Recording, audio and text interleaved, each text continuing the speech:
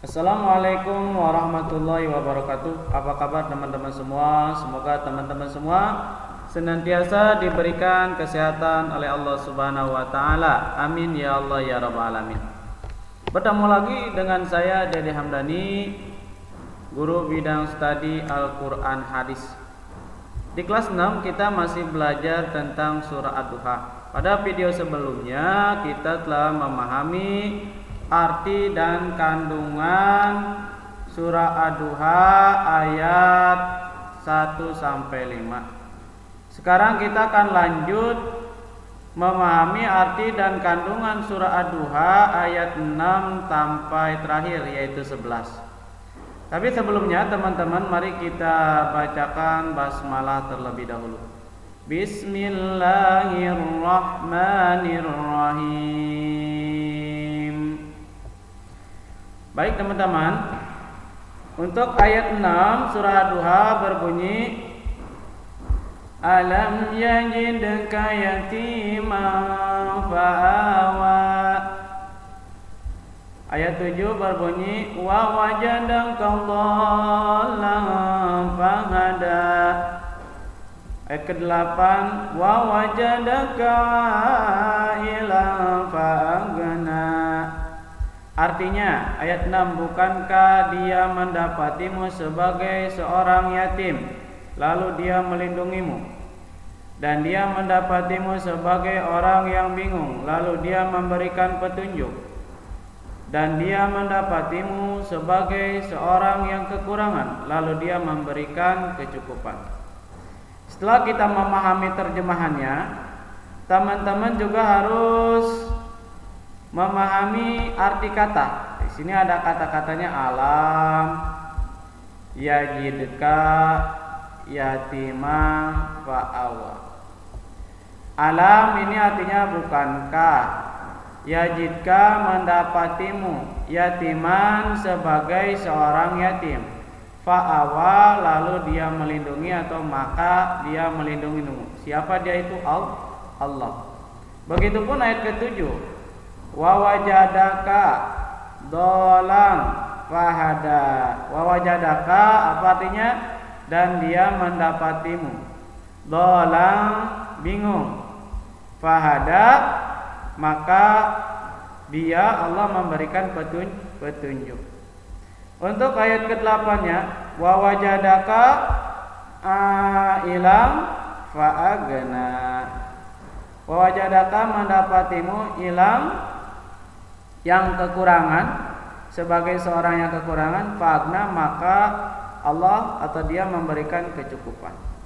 Setelah memahami arti kata dan bisa menerjemahkannya, juga teman-teman harus mengetahui kandungan surahnya.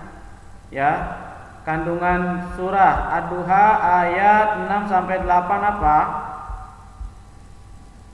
Nah, kandungan surahnya adalah menceritakan tentang masa lalu Nabi. Masa lalu Nabi Muhammad SAW. Ayat 6 menceritakan bahwasanya Nabi seorang yatim, maka Allah Subhanahu wa taala memberikan perlindungan kepada Nabi. Jadi sebelum lahir Nabi Muhammad telah ditinggal oleh ayahnya Abdullah. Setelah umur 6 tahun Nabi pun ditinggal sama ibunya Siti Aminah. Dan yang mendidik dan merawat atau bukan merawat, mengasuh Nabi adalah pamannya, kakeknya dulu, dilanjutkan dengan pamannya.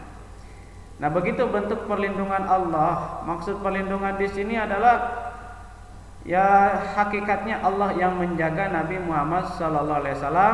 Dan kenapa Nabi sejak baru lahir sudah yatim?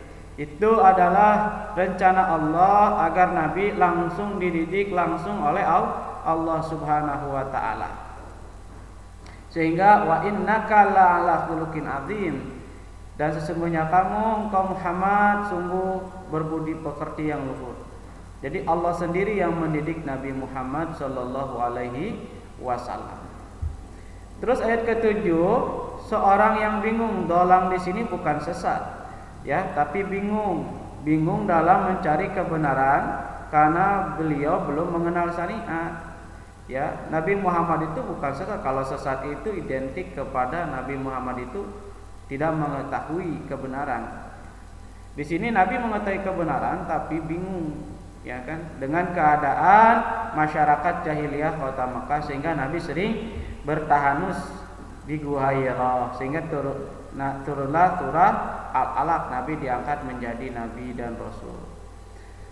Terus ayat ke-8, seorang yang kekurangan, miskin, kemudian Allah memberinya kecukupan.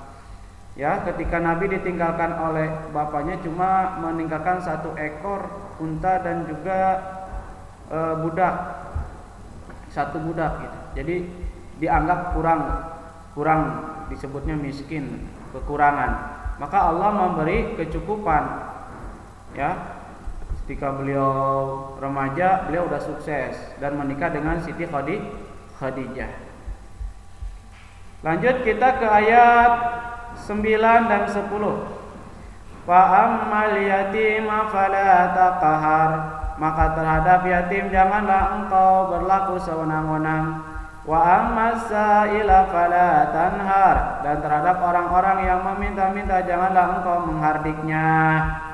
Setelah kalian mengetahui, teman-teman mengetahui terjemahannya, teman-teman harus mencoba mengetahui makna dari kata-katanya. Ya, fa'amal yatima tadi apa? Fa'ama fala takhar gitu. Fa'ama maka adapun al yatima terhadap yatim, fala maka jangan takhar berlaku sewenang-wenang.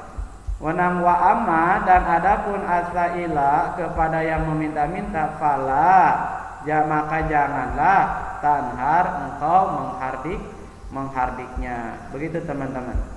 Setelah mengetahui artinya, juga teman-teman diharapkan mampu untuk mengetahui kandungannya. Apa kandungannya? Kandungan surah 2 ayat 9-10 berisi tentang kepedulian sosial, terutama kepada anak yatim dan orang-orang yang meminta-minta. Jadi kita harus peduli sama orang-orang yatim, ya, dan orang yang meminta-minta.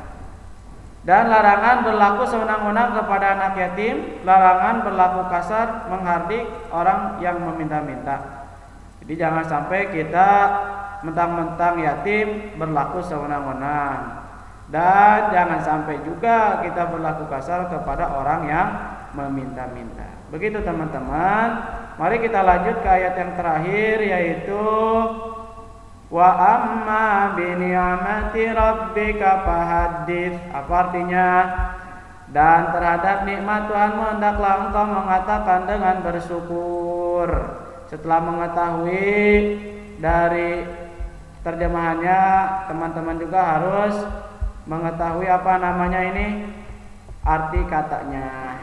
Rabbika artinya Tuhanmu, fahadis maka katakanlah atau mengatakanlah, binikmati dengan nikmat, wa amma dan adapun. Begitu teman-teman. Dan kita lanjut untuk mengetahui kandungannya. Apa kandungan surah Duha ayat terakhir? Adalah perintah bersyukur atas nikmat dan karunia Allah yang Allah berikan. Bersyukur ada 2 macam. Bersyukur dengan lisan, mengucapkan alhamdulillah, menyebut dan mengingat nikmat. Jadi boleh kita menyebut nikmat.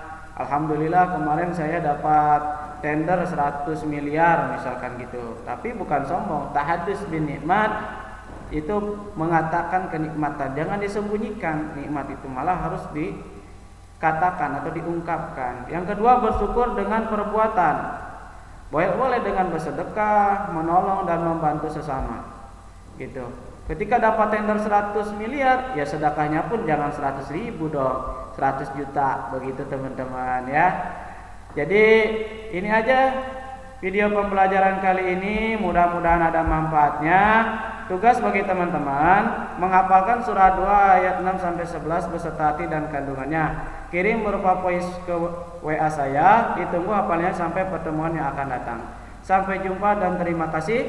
Mohon maaf apabila ada kesalahan dalam penyampaiannya.